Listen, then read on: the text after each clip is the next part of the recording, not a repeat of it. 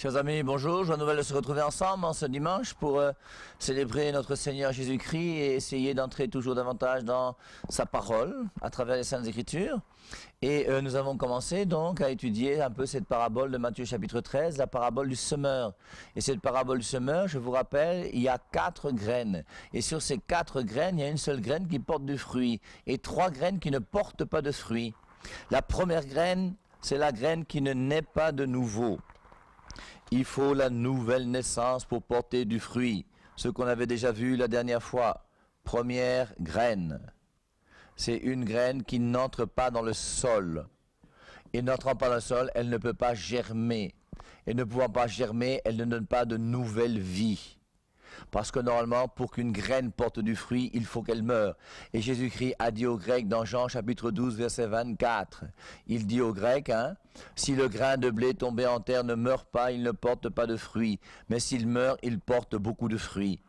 Deuxième graine, c'est la graine qui, elle, celle-ci, elle tombe sur le sol et les oiseaux vont la dévorer. La deuxième, elle va naître à une nouvelle vie. Il y aura une pousse. Elle est entrée dans le sol, et la petite pousse là, qui est là, pour montrer qu'il y a la vie. Et faute de racines, elle crève. Et faute de racines, ça veut dire qu'elle ne se nourrit pas.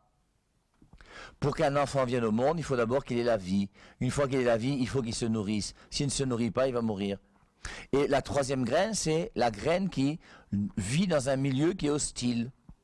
Il va y avoir une pousse, il va y avoir des racines, elle va naître, elle va pousser, mais le monde extérieur, les épines, le milieu dans lequel elle vit, va l'étouffer. Et maintenant qu'elle va être étouffée par le monde dans lequel elle vit, eh bien, elle va crever, elle ne portera pas de fruits.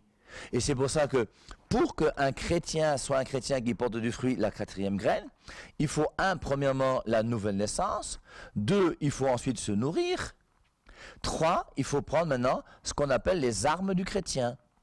Et les armes du chrétien, Ephésiens 6, 10, c'est pour nous aider à être vainqueurs du monde hostile dans lequel nous vivons. Et si je fais tout cela, je serai la quatrième graine qui va porter du fruit. Donc c'est pour ça que cette parabole du semeur est une parabole qui est très très intéressante. Et moi je vous invite à méditer, à réfléchir dessus. On avait déjà réfléchi la dernière fois sur la première graine, en montrant que la première graine c'est la nouvelle naissance. Je vous rappelle qu'on avait vu que cette nouvelle graine implique cette nouvelle essence. On avait discuté avec Jean 3, discussion à Nicodème. Jean 3, 3, en vérité, je vous le dis, nul s'il ne naît de nouveau ne peut voir le royaume des cieux. Il y a une nouvelle naissance. Et la nouvelle naissance me fait voir le royaume des cieux. Naître de nouveau ne me fait pas entrer dans le royaume des cieux. Jésus-Christ est précis dans son langage. Et dans Jean 3, 3, il dit bien, celui qui naît de nouveau, naître de nouveau, me fait voir le royaume des cieux. Mais pour entrer, il dira dans Jean 3, 5, toujours à Nicodème, en vérité, je te le dis, nul s'il ne naît d'eau et d'esprit ne peut entrer dans le royaume des cieux. Et là maintenant, pour entrer dans le royaume des cieux, il faut naître d'eau et d'esprit. La nouvelle naissance nous fait voir le royaume des cieux, et le baptême nous fait entrer dans le royaume des cieux. Et c'est pour ça que par le baptême, j'entre. Et je vous ai dit l'autre jour, ce qui est très important et qu'il faut comprendre, 1 Pierre 3, 21. Tous ces gens, je ne sais pas où est-ce qu'ils ont fait leurs études, qui vous enseignent que le baptême ne sauve pas. Mais c'est contraire aux Saintes Écritures. C'est pour ça que je les appelle les Mboutoukous. Des gens qui doivent aller à l'école. Il faut se former. On ne devient pas un responsable des Saintes Écritures et on ne commence pas à enseigner les Saintes Écritures si on n'est pas d'abord allé à l'école. Et quand on ne va pas à l'école, après on fait des confusions qui ne sont pas bonnes. Et c'est pour ça que je vous lis donc première épître de Pierre, chapitre 3, verset 21, dans lequel on nous parle du baptême. Et en parlant du baptême, je vous lis ce qui est écrit, c'était une figure du baptême qui vous sauve à présent. Et le baptême sauve, c'est écrit, c'est là. Et maintenant, ce qu'il faut comprendre, vous voyez, quand vous entendez les gens des autres églises dire que le baptême ne sauve pas, il faut les aider. Qu'est-ce qu'ils veulent dire? Ils s'expriment mal, mais il faut les aider à comprendre ce qu'ils veulent dire.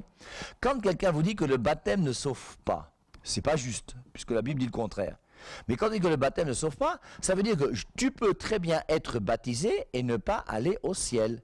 On est d'accord. Et personne ne dira le contraire. Et il y a des baptisés qui sont en enfer. Il y a aujourd'hui même des baptisés même qui m'écoutent là à cette émission Canal 2. Vous avez reçu le baptême, mais aujourd'hui vous vivez mal. Et vous le savez. Et ce n'est pas parce que je suis baptisé que j'irai au ciel. Mais le baptême est nécessaire pour aller au ciel.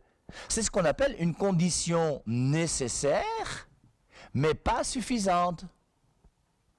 Et on a vu ça en mathématiques, lorsqu'on a fait des mathématiques dans sa jeunesse. Il y a des conditions qui sont nécessaires, mais qui ne sont pas suffisantes. Et le baptême est nécessaire au salut, le baptême sauve, mais ça ne suffit pas pour être sauvé. Et c'est pour ça que la première graine qui va regarder la nouvelle naissance et donc le baptême, ça ne suffit pas pour être sauvé. Il faut maintenant que je nourrisse ma vie chrétienne et je prenne les armes de Dieu pour être solide. Sinon, au bout d'un moment, je risque d'être désorienté et de me détourner de Dieu, commettre un péché mortel et partir en enfer. Donc c'est très important de comprendre qu'il y a d'un côté la nouvelle naissance et de l'autre côté le baptême. Alors j'en profite aussi une fois de plus pour vous montrer que le véritable baptême n'est pas le baptême par immersion totale dans l'eau. Matthieu 3,11, moi je vous baptise dans l'eau, c'est Jean-Baptiste qui plonge les gens dans l'eau. Jésus-Christ, lui, il plonge les gens dans le Saint-Esprit. Et c'est pour ça qu'il y a un plongeon dans l'eau qui est le plongeon de Jean-Baptiste, il y a le plongeon de Jésus-Christ qui est le plongeon dans l'Esprit Saint. Et c'est pour ça que la nouvelle naissance, c'est le plongeon dans l'Esprit Saint. Je mets Jésus-Christ à la première place dans mon cœur et dans ma vie, et maintenant que Jésus-Christ vient en moi, il vient aussi avec l'Esprit Saint, et il me transforme. Et mon esprit à moi ne pense plus comme je pensais auparavant, mais je pense maintenant comme Dieu.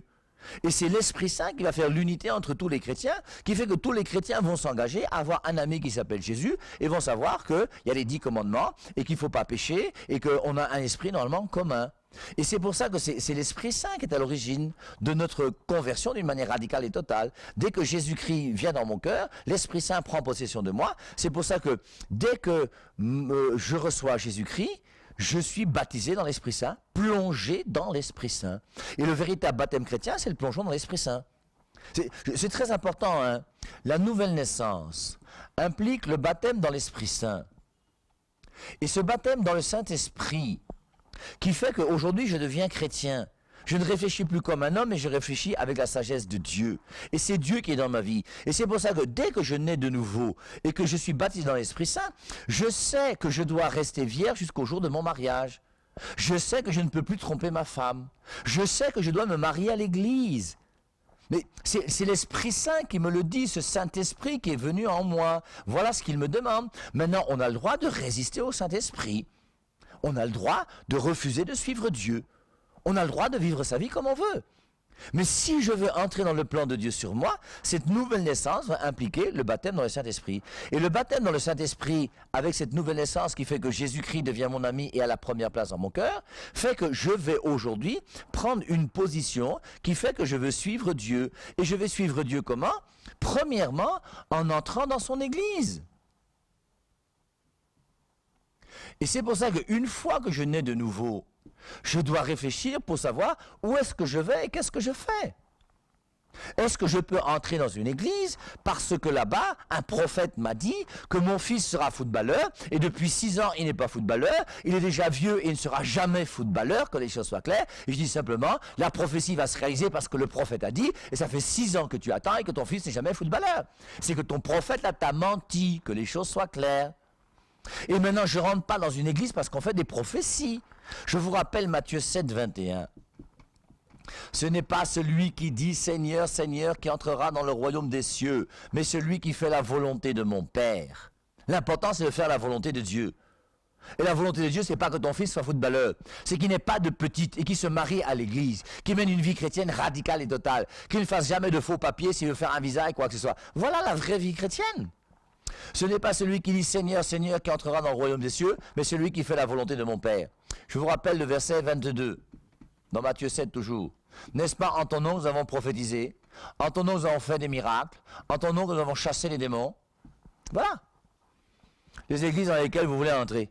Parce que quelqu'un a commencé à prier. Une personne a commencé à s'agiter. Elle a commencé, j'ai un démon, il veut ma mort, oui, et je veux la tuer parce qu'elle a la chance, c'est une fille bien, elle a une bonne étoile. Des bêtises, mes amis, des bêtises. Jésus-Christ n'a jamais dit qu'on rentre dans une église où on chasse les démons quand même, vous aussi. Et au bout d'un moment, il faut savoir ce qu'on veut. Soit on veut naître de nouveau et suivre Jésus, soit on fait du clown, je sais pas quoi, et toutes ces choses. Et aujourd'hui, il y a un discernement. Ce n'est pas celui qui dit Seigneur, Seigneur qui entrera dans le royaume des cieux, mais celui qui fait la volonté de mon Père. N'est-ce pas en ton nom que nous avons prophétisé? En ton nom nous avons fait des miracles. En ton nom nous avons chassé les démons. Verset 23, Jésus-Christ dit, allez-vous-en, je ne vous connais pas. Et on ne rentre pas dans une église parce qu'il y a des prophéties. Mais au bout d'un moment, ça énerve quand même de voir. Ces gens se disent naître de nouveau, et tu vas dans une église où on te promet même des bêtises. Je vous dis que l'autre jour, j'ai entendu un prophète qui disait dans son église, oui, je vois que parmi vous, il y a des gens qui seront plus millionnaires, milliardaires. Des gens, ouais. Ah oui, je vois parmi vous des gens qui vont gouverner le pays. Ouais, il n'en sait rien, mon frère. Et tu applaudis pourquoi? Mais ça n'a pas de sens, n'applaudis pas. On n'a pas à applaudir des clowns pareils. Il faut qu'on respecte la parole de Dieu et qu'on respecte Jésus et qu'on respecte la vie chrétienne. On vous ment, on vous promet des visas. Il y a même des gens qui rendent grâce à Dieu pour des visas qu'ils ont faits alors qu'ils ont signé des papiers qui sont faux. Mais Dieu ne peut pas accepter que tu signes un papier faux, mon frère. Dieu ne peut pas accepter que tu signes un papier faux, ma soeur. Ça n'a pas de sens. Et quand tu signes un papier faux pour voyager, sache une chose, c'est que Dieu n'est pas avec toi. Et tu ne sais même pas si tu fais la volonté de Dieu. Tu as eu un visa qui est un faux visa. Pour partir où et pour faire quoi? Il faut chercher à ce que ce soit Dieu qui dirige ma vie. Et je mets Dieu à la première place. Mais la nouvelle naissance fait que Jésus-Christ entre dans mon cœur. Mais est-ce que c'est réellement Jésus-Christ qui est là?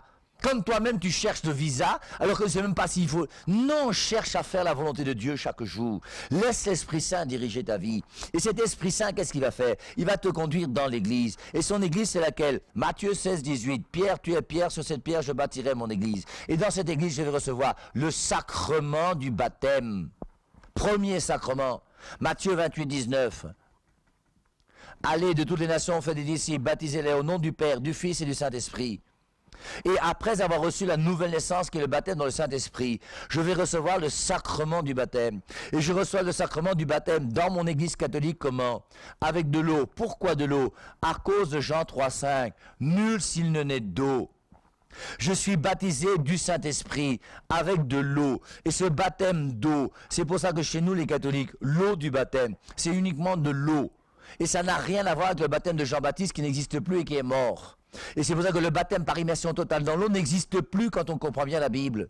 Et maintenant, cette eau-là, alors ça peut être soit un verre d'eau, soit l'aspersion, soit l'immersion, comme vous voulez.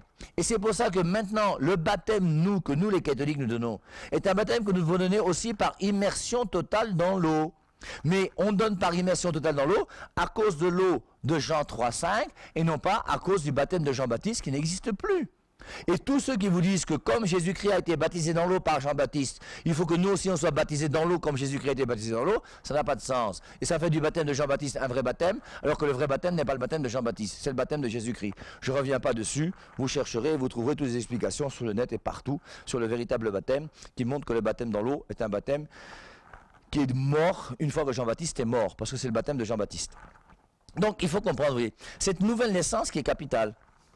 Et cette nouvelle naissance qui a un lien avec le baptême. Et c'est pour ça qu'une fois que je nais de nouveau, il faut en plus maintenant que je puisse me former pour pouvoir recevoir le sacrement du baptême. Et c'est pour ça que par rapport au sacrement du baptême, il y a ce qu'on appelle le catéchuménat, qui fait que les gens vont se former pendant 2 ans avant de recevoir le sacrement du baptême. Et ceci pourquoi je vous avais lu la dernière fois 2 Pierre 3, 21, dans lequel il est dit que le baptême qui vous sauve. Et on dit que le baptême est un engagement à suivre le Christ. Et c'est pour ça qu'il y a 2 ans de doctrine pour que celui qui est baptisé sache à quoi il s'engage. Et pendant que toi-même tu vas te former pendant tes 2 ans, on va te dire voici ce que on te réclame comme chrétien. Et si tu ne veux pas vivre cela, refuse le baptême. Et c'est pour ça que toutes ces références qu'on utilise, comme Marc 16, celui qui croira et sera baptisé sera sauvé. Bien, il est clair que celui qui croira, catéchuménat, c'est 2 ans de doctrine. Et je nais de nouveau avant de recevoir le baptême. Et maintenant que je suis né de nouveau, je fais la doctrine pour m'engager à recevoir le baptême. Maintenant, cette référence de Marc 16, comme cette référence de 2 Pierre 3, 21, qui vous dit que le baptême est un engagement à suivre le Christ, c'est des références bibliques qui s'attribuent aux adultes. Et les adultes doivent savoir à quoi ils s'engagent lorsqu'ils reçoivent le baptême. Comme un homme qui se marie à l'église doit savoir qu'il s'engage à être fidèle à sa femme jusqu'au jour de sa mort. Et je ne peux pas, une fois que je me suis engagé à l'église, me marier pour le meilleur et pour le pire et commencer à avoir un deuxième bureau. Ce n'est pas possible. Ou alors, sache une chose, c'est que tu trompes Dieu. Mais Dieu, tu vas le tromper autant que tu voudras, tu régleras tes comptes avec lui le jour où tu vas mourir. Et c'est pour ça, donc, il y a un engagement. Maintenant, vous voyez, le baptême des enfants. Alors, vous avez des gens qui refusent le baptême des enfants, toujours au nom de la Bible. La Bible, la Bible. Je vous rappelle qu'aujourd'hui, la grande tentation des gens, c'est de faire croire que nous, les catholiques, nous ne respectons pas la Bible. Alors qu'il n'y a pas une église qui respecte autant la Bible que nous. On a vu ça les émissions passées, où je vous ai dit que nous, les catholiques, on a 73 livres dans la Bible. On n'a rien ajouté, on n'a rien diminué. Et c'est Martin Luther, le fondateur des protestants, et ensuite vous, les protestants, que Martin Luther a trompé, qui avait une Bible de 66 livres, qui est une Bible diminuée que j'appelle la Biblette. Il faut mettre les choses au clair. Vérifier, c'est historique, c'est clair, c'est net. C'est 1534, moi j'y peux rien. Et donc c'est pour ça que, et par rapport au baptême des enfants, vous avez un homme qui s'appelle Scott Hahn. Un jour même peut-être qu'on va commenter son livre ici pendant quelques émissions. C'est un très joli livre. Et Scott Hahn, c'est un pasteur protestant qui était professeur à l'université, qui s'est marié avec Kimberley, qui elle est fille de pasteur. Et donc ils étaient ensemble, et cet homme-là est un homme qui a étudié beaucoup les Saintes Écritures. Et il lui-même dit dans son livre que les deux grands piliers de la foi protestante, c'est sola fide, seule la foi suffit et les œuvres ne servent à rien. Et deuxième, c'est sola scriptura, qui veut dire que la Bible seule suffit, je n'ai pas besoin d'autre chose, ce n'est pas la parole de Dieu qui m'intéresse, mais uniquement la Bible. Et pour les protestants, la Bible c'est la parole de Dieu est la Bible. Voilà. Et la norme de la foi, pour les protestants, c'est uniquement la Bible. Donc, et il va montrer que sola fide, ce n'est pas biblique. Et il va s'apercevoir que, je vous rappelle que Martin Luther a ajouté dans sa traduction un mot seul. La foi seule dans Romains chapitre 3, je crois que verset 24. Et donc, et quelque part, il y a le sola fide n'est pas biblique. Il suffit de lire Jacques chapitre 2, versets 14 à 19, pour s'apercevoir que la foi sans les œuvres est morte. Donc la foi seule ne suffit pas, il faut les œuvres, c'est biblique. Sola fide, c'est pas intelligent. Et ensuite, il va montrer que sola scriptura, ce n'est pas non plus biblique. Et il a discuté avec les plus grands professeurs de théologie qu'il y avait aux États-Unis à l'époque. Il est allé leur demander, il a pris sa voiture, il a lu 300 livres catholiques. Il y a un prêtre catholique qui est mort, il a acheté sa bibliothèque. Il a lu 300 livres catholiques pour s'apercevoir, et après il a demandé sola scriptura. Et il s'aperçoit que sola scriptura n'est pas biblique non plus. Et les fondements de sa foi protestante ont commencé à prendre un coup. Et c'est pour ça qu'après, lui-même, il est devenu catholique. Et il y a tout un chapitre sur le baptême des enfants. Et dans son chapitre sur le baptême des enfants, il dit mais pourquoi aujourd'hui, nous les protestants, enfin, dans l'église protestante où il était, on refusait le baptême des enfants. Il dit pourquoi allons-nous refuser le baptême des enfants alors que Dieu lui-même dans l'Ancienne Alliance a fait une alliance avec les enfants. Je vous rappelle que la première alliance dans l'Ancien Testament avec Abraham est une alliance qui se trouve dans Genèse au chapitre 17. Et dans Genèse au chapitre 17, on voit que l'alliance de Dieu avec Abraham, donc avec les Juifs, c'est l'alliance dans la circoncision.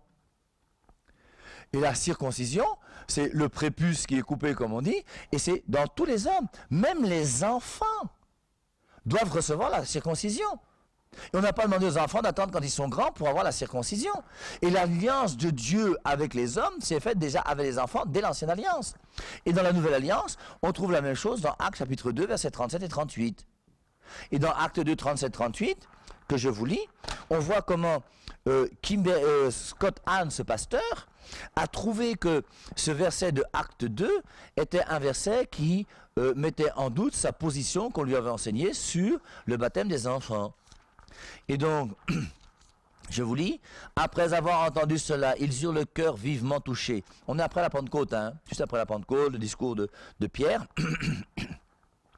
Après avoir entendu cela, ils eurent le cœur vivement touché et ils dirent à Pierre et aux autres apôtres, « Frères, que ferons-nous » Pierre leur dit, « Repentez-vous et que chacun de vous soit baptisé au nom de Jésus-Christ pour le pardon de vos péchés et vous recevrez le don du Saint-Esprit. » Et le verset qui suit juste après, c'est le verset qui dit, « Car la promesse est pour vous. » Il ajoute, « Pour vos enfants. » Et cette promesse du don du Saint-Esprit, du pardon des péchés par le baptême, elle est pour vous et pour vos enfants. Prenons maintenant Actes chapitre 16, quand Paul et Silas vont sortir de la prison. Dans Actes chapitre 16, à partir du verset... Alors, c'est le gardien de prison qui est là, il y a un tremblement de terre à minuit, il y a les chaînes qui tombent des prisonniers, les portes qui s'ouvrent, et Paul et Silas qui étaient gardés par un gardien, le gardien voit que la porte est ouverte, il s'aperçoit, il veut prendre son épée, il veut se tuer en se disant « j'ai mal fait mon travail ». Et Paul et Silas qui sont restés dans la prison, ils ne sont pas sortis, lui disent « non, non, ne te tue pas, on est encore là ». Je vous lis. Acte 16, on est au verset 27. Le gardien de prison se réveilla, et lorsqu'il vit les portes de la prison ouvertes, il tira son épée. Il allait se tuer, pensant que les prisonniers s'étaient enfuis. Mais Paul cria d'une voix forte, « Ne te fais aucun mal, nous sommes tous ici. » Alors le gardien demanda de la lumière, entra précipitamment et tomba tout tremblant devant Paul et Silas. Il les mena dehors et dit, « Seigneur, que faut-il que je fasse pour être sauvé ?» Ils répondirent, « Crois au Seigneur Jésus et tu seras sauvé, toi et ta famille. » Acte 16, 31. Crois au Seigneur Jésus et tu seras sauvé, toi, pas toi seul, et ta famille. Et la foi du Père rejaillit sur les enfants. Et c'est pour ça que lors du baptême d'un enfant, on demande au Père de s'engager. Et dans l'Église catholique, si le Père et la Mère ne s'engagent pas dans la foi pour former leur enfant de manière chrétienne, nous n'avons pas le droit de baptiser un enfant si les parents ne s'engagent pas à pouvoir le l'éduquer d'une manière chrétienne. Et c'est pour ça qu'il y a des prêtres dans l'Église catholique qui refusent de baptiser des enfants quand un homme et une femme vivent ensemble et ne sont pas mariés à l'Église. En disant que si vous, les parents, vous n'êtes pas mariés à l'Église, vous allez éduquer vos enfants comment ? Et donc c'est un débat qu'il peut y avoir entre des prêtres parce que le droit canon dit qu'il faut avoir la conviction que les parents vont l'éduquer d'une manière chrétienne. Et certains pensent que s'ils ne sont pas mariés à l'Église, tu n'as aucune conviction, donc tu ne baptises pas l'enfant. Donc, c'est pour ça que le baptême de l'enfant est lié aux parents. Crois au Seigneur Jésus et tu seras sauvé, toi et ta famille. Ils lui annoncèrent la parole du Seigneur ainsi qu'à tous ceux qui étaient dans sa maison. Le tremblement de terre a eu lieu à minuit. Ils ont quitté la prison, ils sont partis dans la maison des gardiens de prison. Hein, je ne sais pas s'il a fallu une demi-heure ou une heure. Il doit être 1 heure du matin peut-être. Il les prit avec eux à cette heure même de la nuit, lava leurs plaies, et aussitôt il fut baptisé, lui et tous les siens. Et lui, le père de famille, a été baptisé avec tous les siens. Crois au Seigneur Jésus, tu seras sauvé, toi et ta famille. Et c'est pour ça que, quelque part, il faut comprendre que le baptême des enfants, c'est quelque chose qui est important. Et c'est la seule fois, je vous rappelle, où dans l'Église catholique, un prêtre est habilité à faire un exorcisme dans l'Église. L'exorcisme dans l'Église est réservé à l'exorciste qui a été nommé par l'évêque. Et un prêtre exorciste pour nous les catholiques, c'est le prêtre qui a été nommé exorciste par l'évêque. Tous les prêtres exorcistes que vous connaissez, là, que vous allez voir, là, pour je ne sais pas quoi, moi je ne les connais pas. Et lors de la liturgie du baptême de l'enfant, pour le baptême d'un enfant, le prêtre fait une prière d'exorcisme avant de baptiser l'enfant. Parce qu'on sait dans l'Église que l'enfant qui naît, lui, comme par hasard, eh bien, le diable peut s'amuser avec lui. Puisque la première des choses, il naît avec le péché originel. Et le péché originel ne vient pas de Dieu. Et deuxièmement, on sait qu'un enfant peut recevoir la sorcellerie dès qu'il est tout petit. Et donc, le diable peut toucher un enfant en lui donnant la sorcellerie avant de lui demander s'il est d'accord ou pas et avant d'avoir l'âge de raison. Et si le diable peut permettre à un enfant d'avoir le péché originel et la sorcellerie peut toucher un enfant sans son consentement dès qu'il est tout petit, bien il est clair que la grâce de Dieu peut toucher un enfant d'une manière infiniment plus grande que la disgrâce du diable.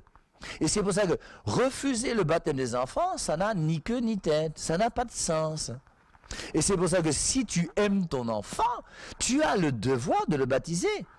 Quand moi je vois une maman qui se promène avec un enfant, et je demande à l'enfant, est-ce que tu es baptisé? L'enfant me dit non. Je lui dis que ta mère ne t'aime pas. Et vous les parents qui refusez de baptiser vos enfants, vous n'aimez pas vos enfants. Parce que tu as, toi, père, mère, tu as imposé la vie humaine à ton enfant. Et tu as pensé que lui donner la vie humaine, c'était bien. Et tu es même content d'avoir un enfant à la maison. Eh bien, Dieu te dit, mon frère, que si tu as donné la vie humaine, tu as aussi le devoir de lui donner la vie divine. Et il faut que tu ailles jusqu'au bout de tes responsabilités. Et quand on met un enfant au monde, ce n'est pas uniquement pour lui donner à manger. C'est aussi pour lui donner la vie éternelle et la vie divine. Et c'est pour ça que c'est important qu'on réfléchisse et qu'on comprenne que tout ça, c'est pas n'importe quoi. Et la première graine de notre parabole de Matthieu chapitre 13, c'est cette graine qui nous fait comprendre que première des choses il faut que cette graine accepte de mourir à elle-même et de donner une nouvelle vie. Cette première graine, c'est la graine qui nous fait comprendre qu'il doit y avoir la nouvelle naissance et qu'il doit y avoir le baptême. Parce qu'il faut d'abord naître et recevoir cette nouvelle vie pour que cette vie divine en nous, elle puisse grandir. Première graine de Matthieu chapitre 13, la graine qui tombe sur le sol. Tombant sur le sol, elle ne peut pas mourir et naître à notre vie, et c'est les oiseaux qui la dévorent. Première condition pour porter du fruit, la nouvelle naissance et le baptême. Seul Marc 16, celui qui croira, c'est la nouvelle naissance, et sera baptisé, c'est le baptême, sera sauvé. Et pour être sauvé, il faut la nouvelle naissance et le baptême. Ça, c'est la première graine. Et c'est pour ça que cet enseignement, la première graine, est un enseignement qui est très beau. Maintenant, la deuxième graine. Cette deuxième graine, c'est une graine, elle, qui est née. Il y a une nouvelle vie. Tu vois cette petite pousse qui est là, cette vie qui est là, ces fleurs qui commencent à grandir, ces feuilles qui sont là. Et il y a cette nouvelle vie. Mais cette deuxième graine, c'est faute de racines. Ça veut dire qu'elle ne se nourrit pas. Et c'est pour ça que vous voyez, dès qu'une maman accouche un enfant et met un enfant au monde, en mettant un enfant au monde, tu lui donnes la vie humaine. Et maintenant que tu as donné la vie humaine à ton enfant, il faut aussi le nourrir.